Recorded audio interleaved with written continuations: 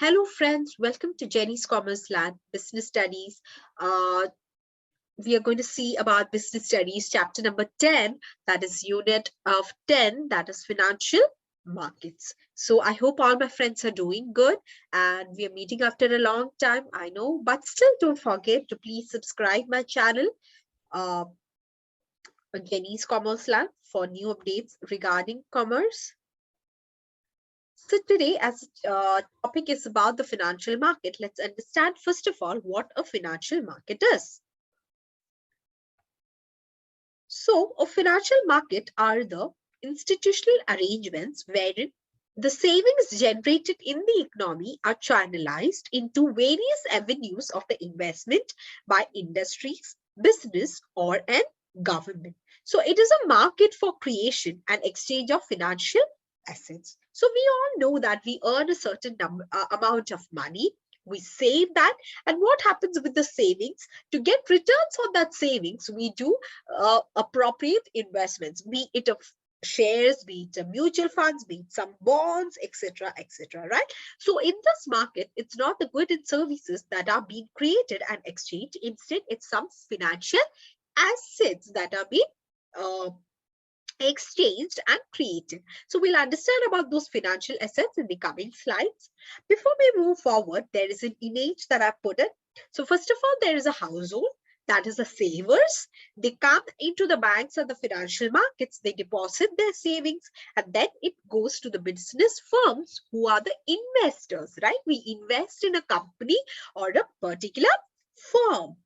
Next, we shall understand about the functions of this financial market. We already saw that it deals with the securities, of course, but what are the functions, right? It does have different functions.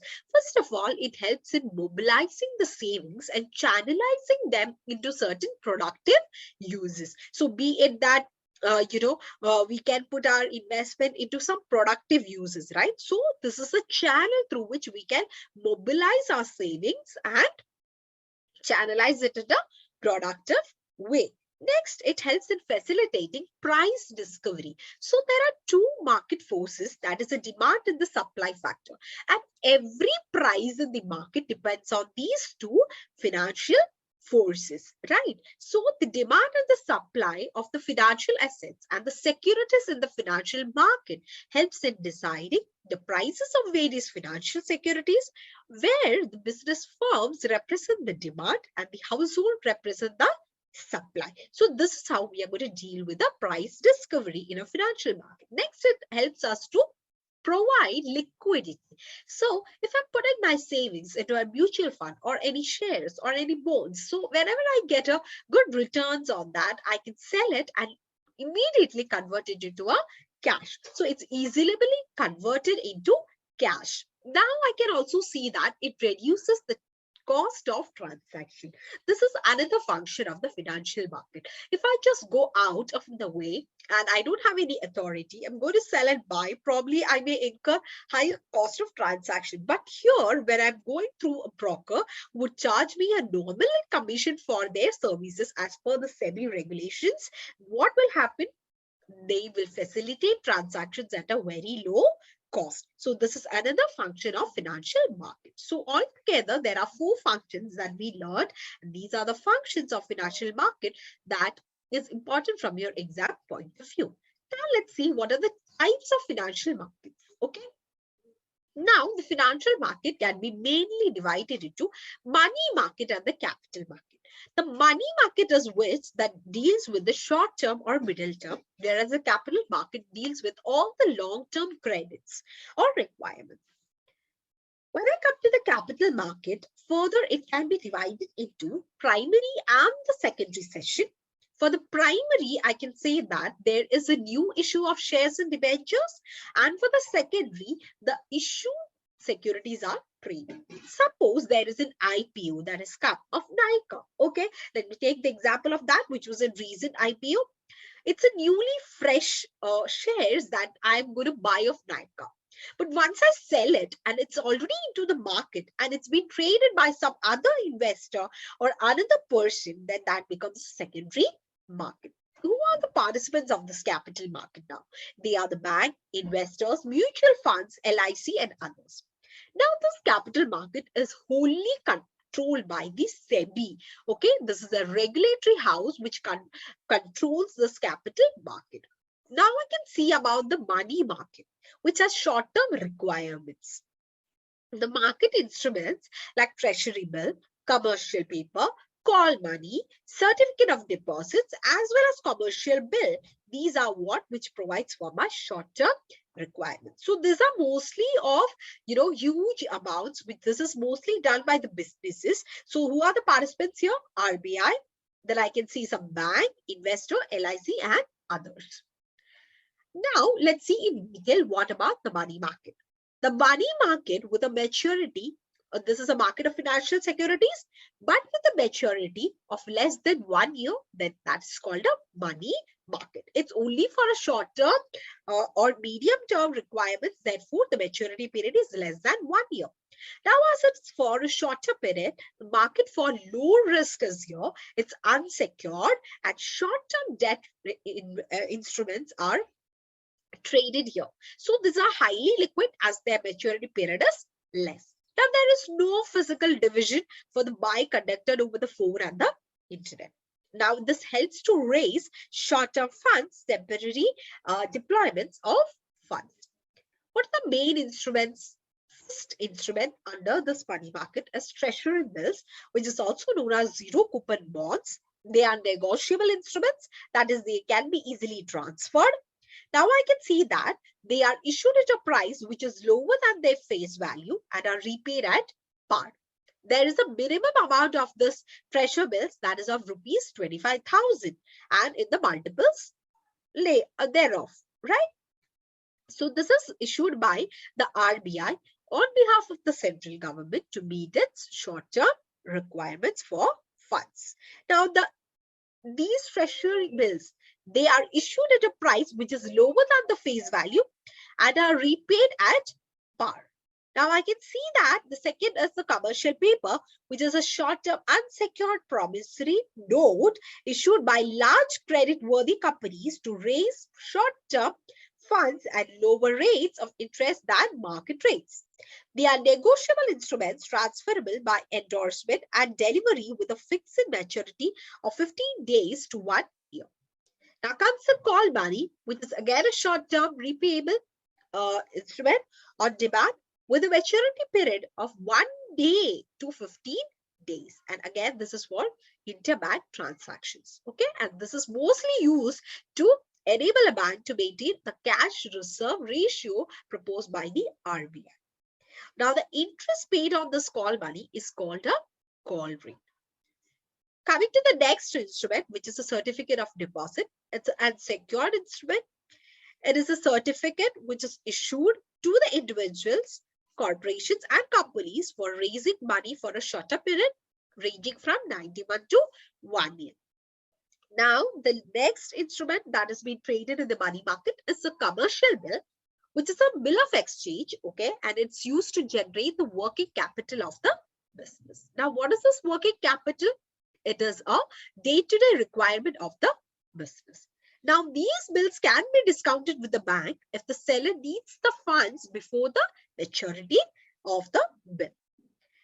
How does this bill work? First of all, it is through a credit sale that this happens. The buyer issues a bill, which is called as a trade bill, and this becomes marketable instrument. And in the maturity, what happens is this buyer will pay the fund to the seller. Now coming to the capital market. What is this capital market? It is which deals with long-term securities and are raised and invested both in debt and equity. Coming to its nature, it has two segments, primary and secondary.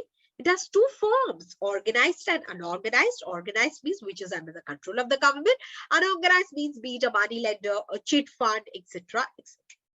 Now, the long-term securities that can be a share, a mutual fund, a debenture, etc. Now, it satisfies long-term requirements. So, as it is a long-term securities, it would give us a huge amount which would satisfy our long-term requirements. Next, it performs trade-off functions, and also it helps in the dispersion in business ownership. Last, it helps in the capital formation and also helps in converting the money. Next, we can see about the features of capital market instrument. Provides long-term funds, okay, that it has a lesser outlay requirements as the unit value of the instruments is low. The duration is more than 1 year because it's for a longer term. Next, it provides, it can be converted into cash, that is liquidity. Lower safety because it's for a long term, higher risk. So it's of lower safety. Now I can say that there is higher expected returns as compared to short-term securities. This capital market is divided into two, as we saw in our previous slide. Now let's understand about this primary market in detail. It issues new funds. It helps in transfers of funds from savers to entrepreneurs. Also, it's introduced while setting up new projects, expansions, diversification, modernization of existing projects, mergers and takeovers, etc. Again, I can say that there are several ways of flotation or infusing new issues into the primary market. First of all, we can give a prospectus to the public to raise the amount. We can directly appeal to the public. That is through an advertisement in newspaper and magazines. Next method is that the company can sell the securities to an intermediary or a broker at an agreed price, and the broker resells them to the investors at a higher price. So this is offer for sale. Next is a private placement. That is a process in which the securities are allotted to institutional investors and some selected individuals. So this process is called as a private placement. Another is that the right issue. Suppose there is a shareholder who is already my existing shareholder, which has to him I will issue new shares in the proportion of the shares he is holding. So that is rights issue. And next is a EIPOs, which is an online system of stock exchange. Here, the company proposing to issue capital to the public through an online stock exchange has to enter with an agreement of the stock exchange, and this is an initial public offer, and it is through Sebi's registered brokers that the purpose of accepting applications and placing orders with the company would happen. So this is about the EIPOs. So one example is the recent one of Nika. Next is the secondary market. Here, already traded securities are being bought and sold. The companies are not involved here. It's only between two investors. The features of the secondary are different from the primary. They create liquidity, which is similar between the both. Next is that they have a fixed location, whereas the primary market didn't have, right? Now, the secondary market always comes after a primary, and it encourages new investment. Now, let's see some differences between the primary and the secondary markets. So there are certain bases on which we can divide this. So this is here for your reference, most of which we have already covered. So I will not go into the details of these. Now, the stock exchange or the share market. Now, what is the stock exchange? It is an institution, okay? It's an institution which provides a platform for buying and selling of existing securities. Point to be underlying. What is it? It is all existing securities. It's a existing securities. This is a very important point to be notified. Next, it is the exchange of securities like a share, debenture, etc. into money and vice versa. That is, money can also be converted into share and debentures. Now, what are the functions? The first and the foremost one is that it gives liquidity, it's marketability. Next is the pricing of the securities, that is the demand and the supply. Another, we can say the safety of the transactions, right? There is a safety because it's through a regulatory body. Next, it's contribute to the economic growth. And now it helps in spreading the equity cult. That is, ensures wider ownership. That is the shares and the debentures ownership. Also, we can see a scope of speculation. That is restriction, and it is in a controlled environment. Now, what is the process of trading in a stock exchange? First of all, we have to select a broker. Then we will place order with that broker. Then we will give few instructions to the broker and he will execute that order. And finally, it will be the settlement that is on the basis of cash or carryover basis. Okay, so this is here for your reference. So nowadays, to eliminate the problems of under this point settlement, I would like to say that nowadays, due to this, eliminate the problems of theft, forgery, or transfer delays, etc. And electronic book entry from holding and transferring securities are being introduced, and it's called as dematerialization of securities. And also that earlier trading used to happen physically. The person has to go physically to the stock exchange, but now that process is made online. So everything is happening online. It has been more easy. So these are the 4 steps which we have to follow while trading procedure on a stock exchange. Now here is a glance of capital market and money market differences, which we have already discussed. And here is a table that I have given over here. You may go through that. Now we can see about the depository services. Like we deposit our savings or money in the bank, similarly, we can deposit our securities in a particular bank, and that is called as depository services. So this, like a bank, keeps securities in an electronic form on behalf of the investors. The securities can be shares, debentures, bonds, mutual funds, etc. In the depository, a securities account can be opened. All shares can be deposited, they can be withdrawn or sold at any time. An instruction to deliver or receive shares on behalf of the instructor can be given.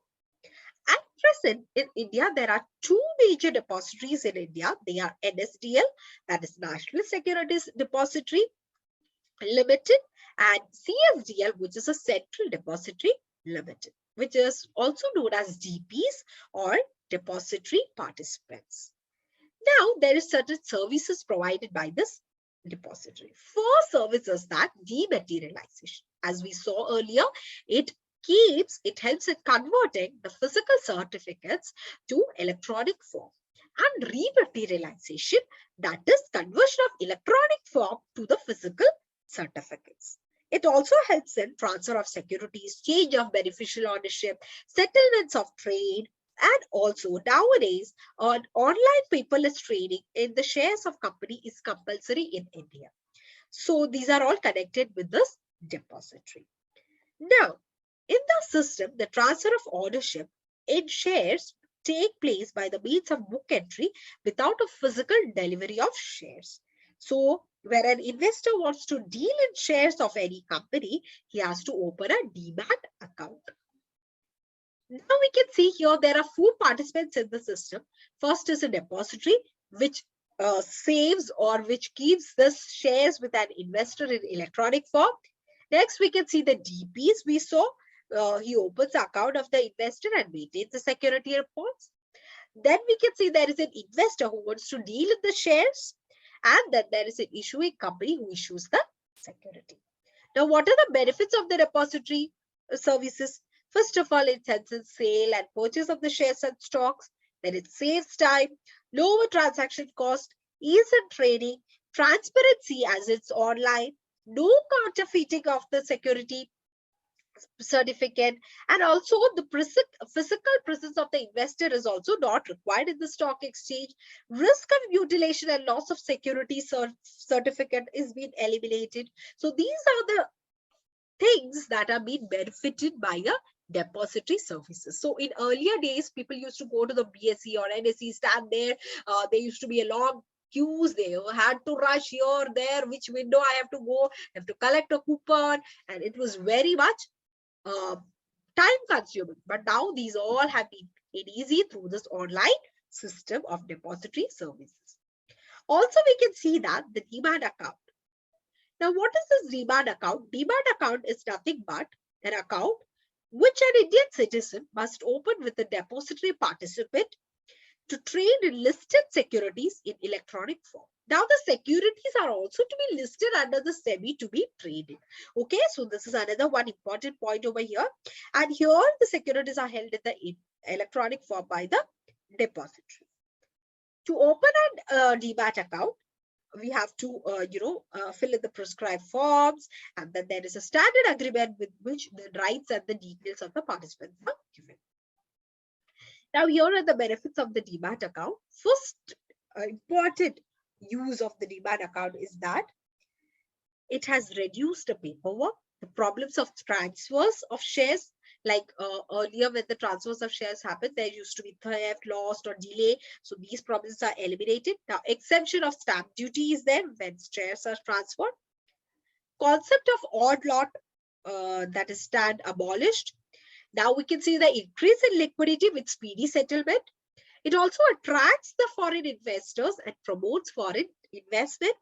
And now, with a single Demat account, we can have both investments in equity and debt instruments. Traders can work from anywhere, as you don't have to go physically to the stock exchange. And also, the automatic credit into the Demat account for shares arising out of bonus, split, or consideration percentage, merger, etc., are done automatically. Also, we can see that there is an immediate transfer of securities, which is very quick through online method. And now we can see for a change in address recorded with the DP, that gets registered with all the companies. So all time we don't have to go there and verify this.